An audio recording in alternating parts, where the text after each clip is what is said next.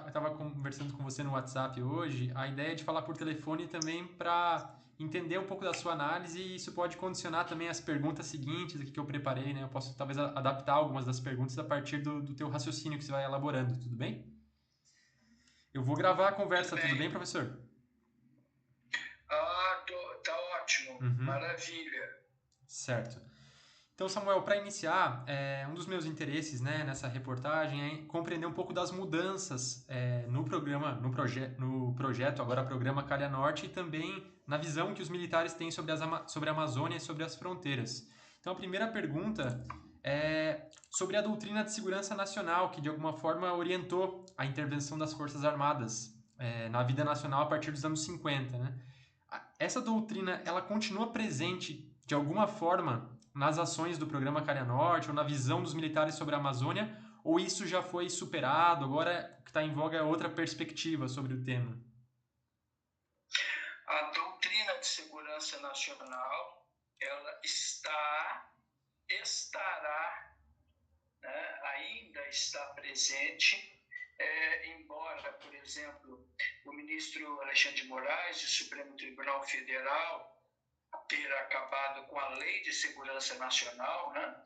Mas no ciclo castrense, orientadora da doutrina de segurança nacional, tendo em vista que, por exemplo, o próprio projeto, agora o programa Calha Norte, possui o nome, né, Defesa e Segurança, né, nas calhas do rio Amazonas e Solimões, né? Então, isto ocorre, está presente e estará. Uhum, certo.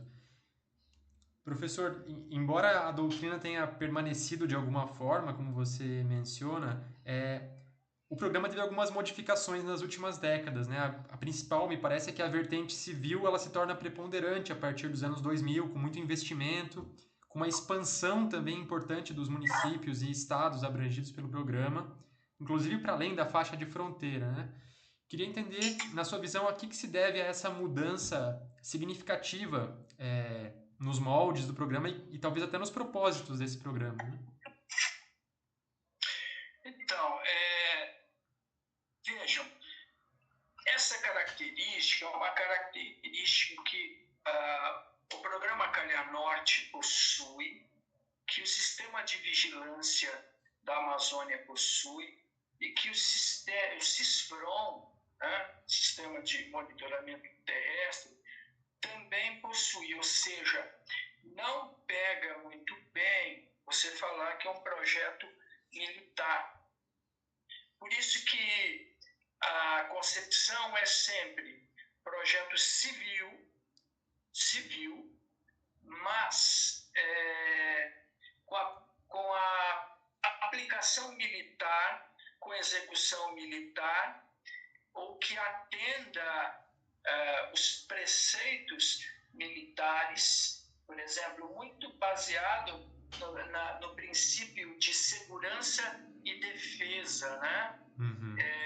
Esse princípio de segurança e defesa, ele é norteador ainda entre todos os projetos propostos ou colocados na agenda governamental pelas Forças Armadas, né?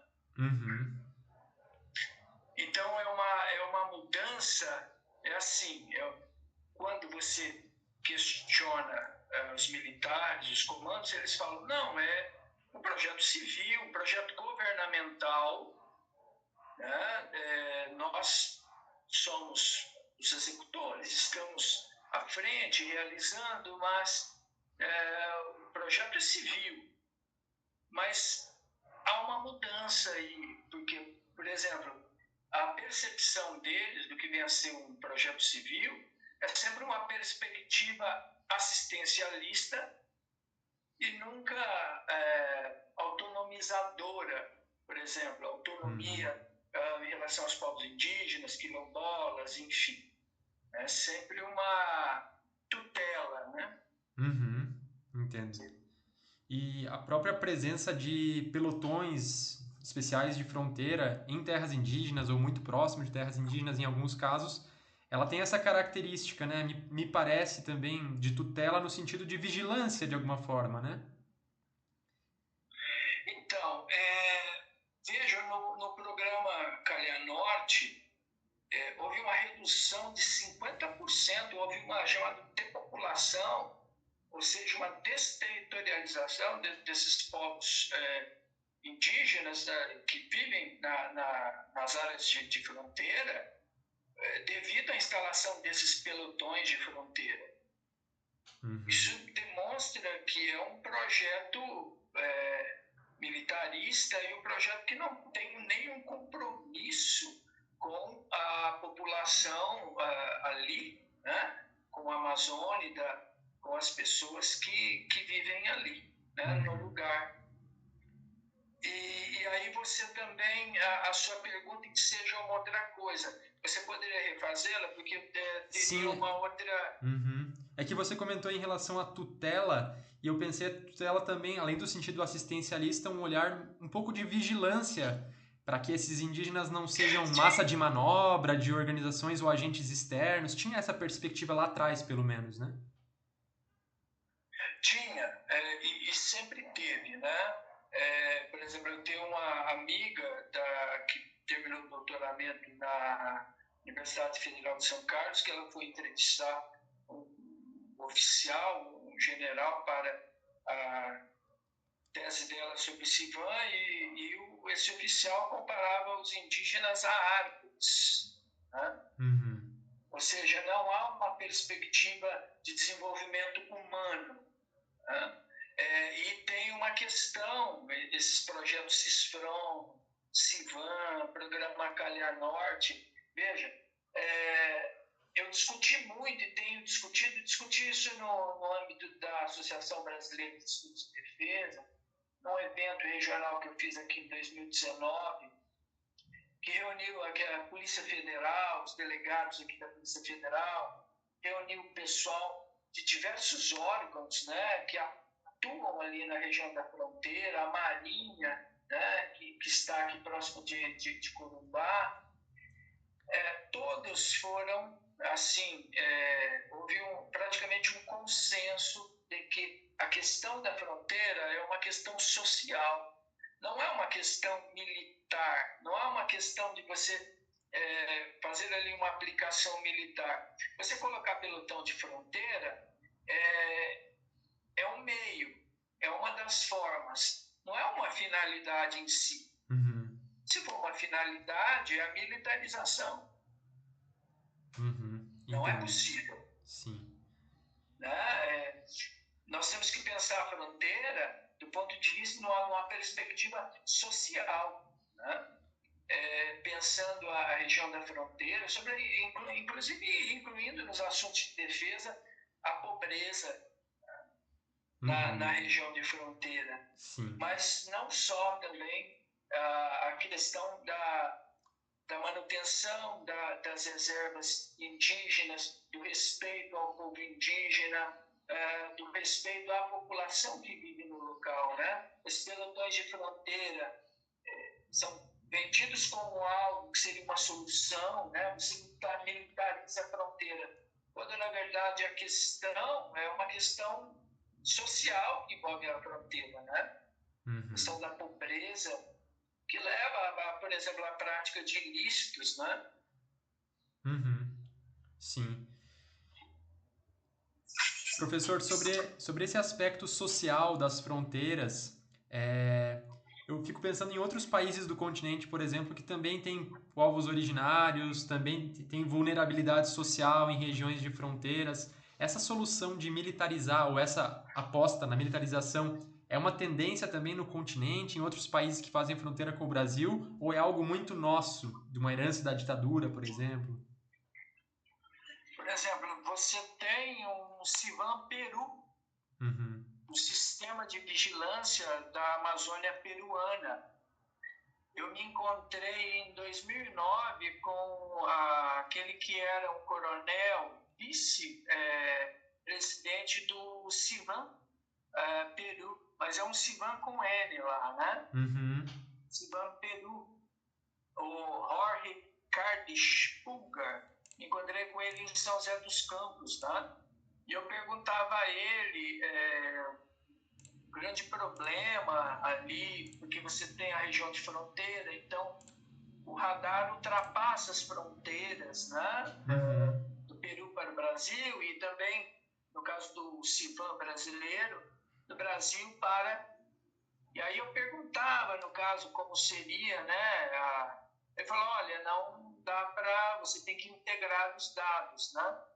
Então, me parece que o Peru foi nesse caminho também, né? Uhum. E certamente os mesmos impactos ocasionados no Brasil ocasionou na Amazônia peruana. Uhum. Entendo. Professor, tava dando uma olhada na sua dissertação de mestrado lá de 2013, né? Muita coisa aconteceu de lá para cá. Mas você escreve algo que me chamou a atenção que parece muito atual, nas considerações finais, que a militarização da Amazônia e a forte presença das Forças Armadas na vida nacional está relacionada ao fato da sociedade civil não ocupar um espaço de atuação que seria reservado para ela, né? Então, hoje, se a gente olhar construção de escolas, postos de saúde, ginásios de esportes, mesmo em municípios distantes das faixas de fronteira, isso continuar recebendo aquele carimbo do Ministério da Defesa, me parece que tem um peso simbólico também de legitimação das Forças Armadas junto a essas populações desses municípios. Me pergunto se precisaria de fato passar pelo Ministério da Defesa algo que parece naturalmente pertencer à pasta, seja da educação, da saúde, do esporte, né? Qual é a intenção de Não, manter isso no Ministério da Defesa, né? O que estaria por trás dessa estratégia, digamos assim? não é à toa que exatamente no governo Bolsonaro nós tivemos uma dotação orçamentária do orçamento secreto ali para o projeto Calha Norte, né?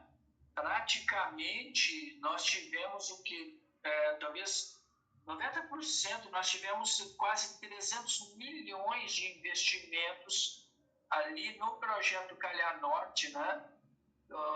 Do Ministério da Defesa, por exemplo, das verbas do Ministério da Defesa, só o programa Calha Norte consumiu mais de 90% dessas verbas, né? Quase 300 milhões.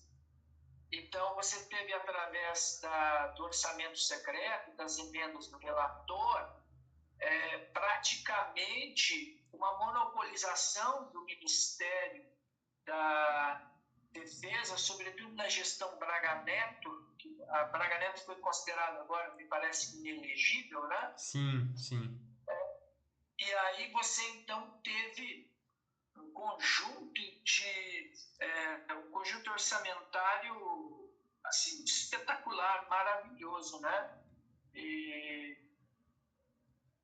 vejam, quem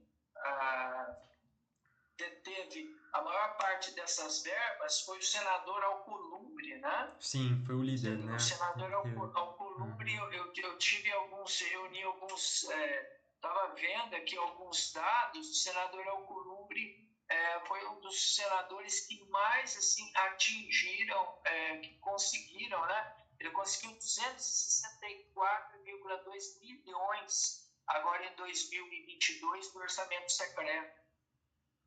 O Messias de Jesus, do Republicanos de Roraima, 102 milhões. O senador Omar Aziz, presidente da CPI da pandemia do Covid, e atrás Chico Rodrigues, ou seja, esses 4 senadores da região amazônica, eles tiveram ali, concentraram o maior número de verbas, né? E ali você constrói todos os projetos, né, de infraestrutura na região, né? Uhum. Aqui no Mato Grosso do Sul você tem 15 cidades envolvidas também no projeto. Sim. Isso passar Eu pelo respondi, Ministério. você gostaria Não, claro. de... Só eu queria entender se isso passar pelo Ministério da Defesa cumpre um papel, ou cumpriu no governo Bolsonaro, pelo menos, de legitimar os militares também. Você está lá vendo no seu bairro uma escola sendo inaugurada, Sim. está lá a plaquinha, Ministério da Defesa. Isso acaba criando um vínculo, né? Olha, e isso é um projeto. Isso é um projeto. Não é à toa que isso ocorreu no governo Bolsonaro. Né? Uhum. A partir de 2017, 2018, nós nos surpreendemos. Nós achávamos que, por exemplo, a questão dos militares, né, no que nós chamamos de tutela militar, eu nunca acreditei nisso, né, mas muitos acreditavam muitos pesquisadores, muitos colegas, que a questão da tutela militar ela estava superada. E muitos amigos da ABET, da Associação Brasileira de Estudos de Defesa, falavam, não, essa questão dos militares, né, da ditadura militar, esse assunto já deve ser, sabe, nós devemos virar essa página, essas discussões, não mais. Então, nós nos surpreendemos no governo Bolsonaro com a ascensão dos militares, sobretudo a partir de 2016, já no governo Temer, né, com o golpe. Eu tenho um livro escrito, Ex-Autoritarismo, a Ditadura Revisitada, em que eu mostro, né, a ascensão dos militares, sobretudo no governo Temer. Né? Então, isso é um projeto, né? E aí nós nos surpreendemos vendo os militares agora tendo um projeto de poder, né? Voltando através do governo Bolsonaro e tentando se consolidar no poder, né? Através, exatamente, não é à toa que o Ministério da Defesa teve um orçamento fabuloso, né? Sim. E através do projeto Calha Norte, esses recursos, sobretudo do orçamento secreto, eles foram, né, distribuídos aí entre os deputados, né? E boa parte dessa verba, então, foi né? E talvez tenhamos, o futuro revele alguns esquemas de superfaturamento envolvendo o orçamento secreto, mas as obras que surgiram foram obras, né, envolvidas ali no projeto Calha Norte. Então, digamos que isso foi um projeto, né, um projeto militar, de manutenção dos militares, né, no poder. Uhum. Sim. Quando a gente fala de orçamento secreto, vem à cabeça esses grandes arranjos feitos em Brasília, enfim, essas possibilidades de, inclusive, de irregularidades, de uso político, enfim.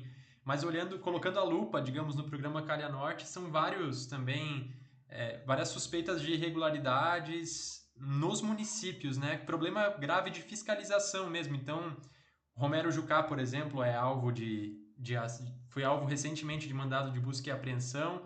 Teve prisão de vários prefeitos, já mais de 300 acórdãos do TCU relacionados a irregularidades na execução de obras do programa, obras que não saíram do papel, etc. Então me pergunto também se isso, de alguma forma, o programa não cumpre uma função também de manter esses arranjos localmente, né? A gente fala em corrupção, sempre pensa muito em Brasília, né? Mas localmente me parece cumprir um papel também, né?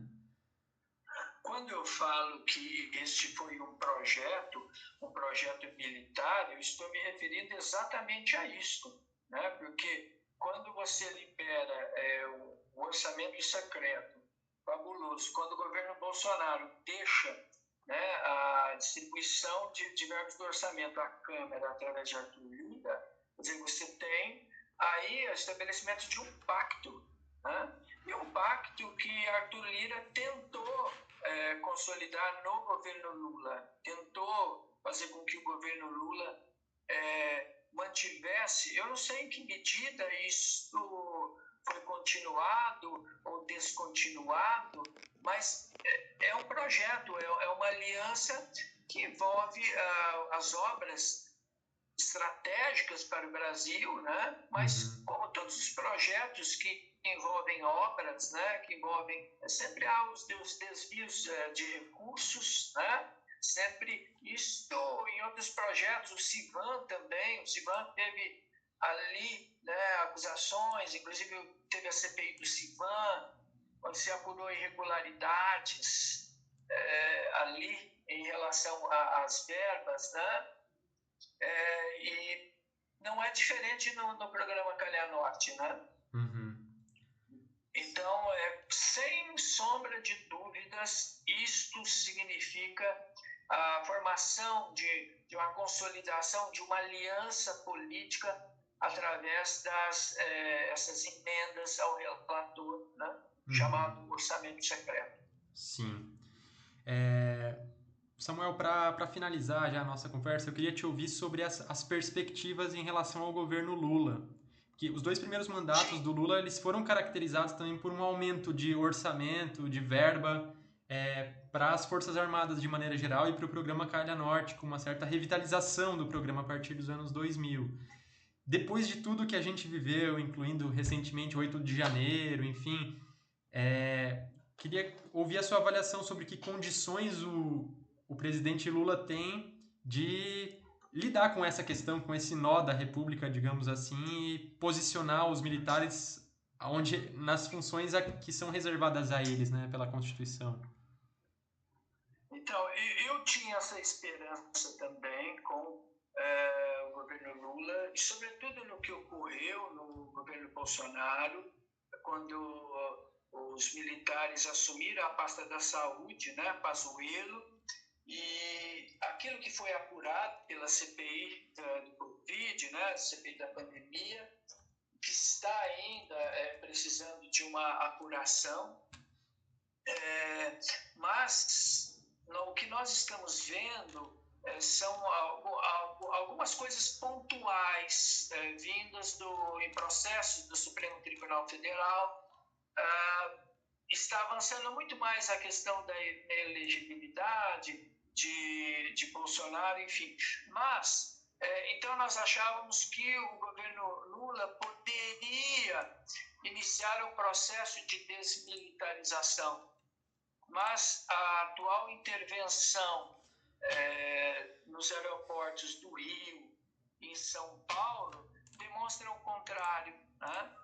Demonstram que Lula tentará no máximo pacificar, tá? Mas não. Também nós temos que pensar se o governo Lula possui a força para desmilitarizar, né? Nós acreditávamos que diante dos escândalos do governo Bolsonaro, né, de corrupção e tudo isso seria possível, né? Mas o governo Lula tem sido hesitante nesta questão. Então, eu vejo que o governo Lula manterá intocado essa questão da desmilitarização, né? Sim.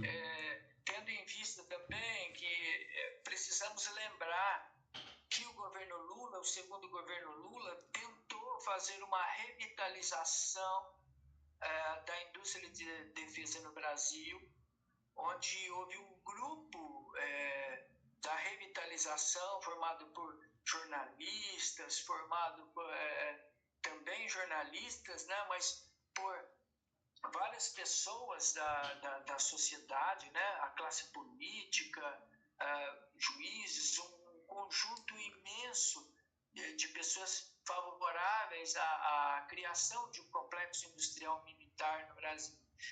Chegou o governo Dilma e isso acabou não acontecendo devido aos efeitos da crise de 2008. Mas era um projeto do segundo governo Lula, não só a revitalização. Então, quando nós tratamos do governo Lula, essa grande reforma, não haverá talvez nenhuma reforma, né? Haverá uma pacificação, mas não. E aí volta ao início daquilo que você falou, a doutrina de segurança nacional, ela continua. Olha, caiu a lei de segurança nacional, né? Mas a doutrina de segurança nacional ela é mantida inclusive como um espectro cultural, ela é parte componente do ethos militar, né? Sim. Então, será de difícil dissipação e eu até imagino os limites do governo Lula para desmilitarizar, né? Uhum. Não desmilitarizar, os militares não há como você desmilitarizar, né? Os militares são os militares, mas pelo menos diminuir a influência dos militares na vida civil. Uhum. Porque, por exemplo, projetos como a de intervenção dos aeroportos do Rio e de São Paulo, embora o ministro da Justiça, Flávio Dino, tente dizer que não é a mesma coisa, mas você admite que as forças civis não são capazes de resolver o problema, né? Claro Sim. que as Forças Armadas fazem parte, né, do Estado e eles respondem ao governo, né? O presidente da República é o chefe das Forças Armadas, assim, dizendo, mas quando os civis dependem dos militares para resolver, por exemplo, problemas como a segurança pública, e não resolve, né? E não resolve. Nós partimos da ótica que sendo duros, né? Que utilizar a força militar, o hard power, né? Usando o poder duro, nós conseguiremos resolver o problema, né? E a realidade tem se mostrado que as GLOs são ineficazes, Sim. quando na verdade nós deveríamos buscar saídas, né? Propostas pela sociedade civil a longo prazo que seja, né? A curto, a médio e longo prazo. Sim. Samuel, desculpe, só aproveitando um gancho de buscar saídas pela via civil, né, para os problemas que se apresentam, só reconectando com o programa Calha Norte, seria o caso, por exemplo, de identificando que há um problema de acesso à saúde numa região de fronteira, numa região remota, ou de infraestrutura, ou de acesso à educação, que os próprios ministérios correspondentes a essas pastas fizessem programas para levar esses serviços, levar o Estado, né, os serviços do Estado para essas populações. Então, desmilitarizar também seria nesse sentido dos ministérios civis, de alguma forma, né, assumirem essas atribuições, né? Isso, estabelecer políticas públicas para a região de desenvolvimento humano, como eu falei. Uhum. A questão fronteiriça, ela não é uma questão de segurança, não é uma questão de coercitiva, mas é muito... Porque quando você parte do pressuposto de que você tem que utilizar a coerção, utilizar o monopólio legítimo da violência, você está automaticamente sufocando, né, vozes, né, cujos reflexos, né, desta criminalidade, por exemplo, na região da fronteira, aquilo que vulnerabiliza as fronteiras, estão muito mais ligadas à questão social, né? A ausência de política pública, Sim. né? Que gere emprego, que gere renda, educação, né? Para que essas regiões fronteiriças sejam uma função de desenvolvimento. E eu não tenho dúvida que isso ocorrer, mas vejam, essas populações, elas dependem, boa parte, do assistencialismo proporcionado pelas Forças Armadas, né? Como eu disse, a perspectiva não é uma perspectiva autonomizadora dos indígenas, quilombolas, dos ribeirinhos, da população que está na região de fronteira, né? Sim. Então, a questão... Eu tenho alguns artigos falando sobre o impacto da pobreza na região de fronteira e que as discussões sobre defesa nacional devem incorporar uma discussão, inclusive na perspectiva da sociologia, né? Incorporação das discussões sociológicas na defesa e nas questões de fronteira, né? Sim. Porque não são questões de cunho apenas coercitivo, né? Uhum. Muito A importante correção esse aspecto. é um Uhum. meio, né? Não há finalidade. Uhum. Samuel, muito obrigado pela conversa. Foi um prazer ouvi-lo e eu te mantenho informado também sobre a publicação do material, tá bem? Tá? Eu gostaria que você me identificasse como professor do grupo de estudos de política internacional da Universidade Federal de Mato Grosso do Sul, né? Uhum. E se você pudesse também disponibilizar a gravação da entrevista para mim, eu ficaria imensamente satisfeito. Tá certo, Samuel. Vou enviar para o seu e-mail, tá bem? Ah, ótimo, porque aí se eu tiver sua autorização após a... Não, mas aí depois, só para mim, se eu puder fazer uma divulgação dela após a publicação da matéria também, mas aí talvez seria um material exclusivo, né, do Brasil de Uhum. Fato, um material que seria bom que ficasse como exclusivo do Brasil de Fato. É, eu vou avaliar Mas essa possibilidade e lhe aviso também. tá ok Tá legal? então. Mas eu Muito compartilho de qualquer obrigado a forma para o você. seu uso pessoal aí, tá bem? Ah, sim, eu gostaria de compartilhar com os estudantes do Grupo de Estudos de Política Internacional aqui da Universidade Federal de Mato Grosso do Tá Sul. certo, sem problema, Samuel. Muito Muito obrigado. obrigado você pela entrevista. Espero ter respondido satisfatoriamente. Com certeza, com certeza. Foi bastante útil para eu compreender melhor os problemas aí da região. Obrigadão, Samuel. Um abraço. Um abraço, tudo de Tchau, bom. tchau.